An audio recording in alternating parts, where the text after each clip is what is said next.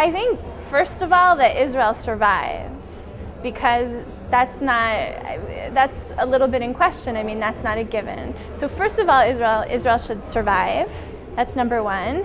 And then beyond that, I think I want Israel to thrive, to innovate. I mean, I went to a lot of sessions today on technology and business.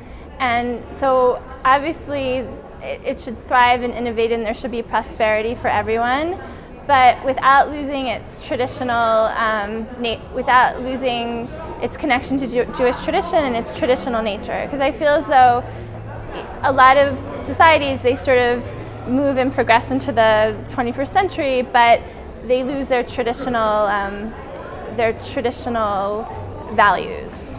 So I work for a man by the name of George Haynes, and his vision for the American Jewish community is that every child in America should have free day school education, and that the Jewish community should provide funding for that. And I tend to agree with him, because you really need, in order to sort of combat the forces of assimilation, you really need a powerful and strong Jewish education. And I guess my vision for the Jewish community is that we have a really strong Jewish education. We managed to pass on our 3,500-year-old tradition to like future generations, and it doesn't disappear, because we've come this far, and I just want us to move on into the future. When I'm in Israel, I love Israel, and I feel good here.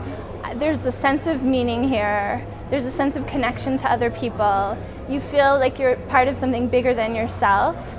And I mean, I think that's what Judaism is about. Like, you're not just an individual kind of floating in the world. You belong to something, and you belong to something that's been around for a very long time, and you belong to something that's important and valuable. And why is Israel important?